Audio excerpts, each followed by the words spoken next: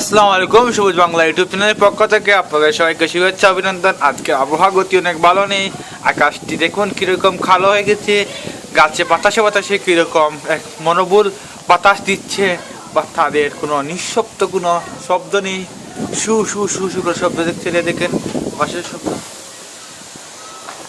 বাসদার এখানে একটা খুব কালো হয়ে এসেছে, খুব মেঘ আসবে আজ মনে হচ্ছে। মেঘের অনেক গাছ কি করে দেখেন, দেখছেন কিরকম করছে, দেখছেন কিরকম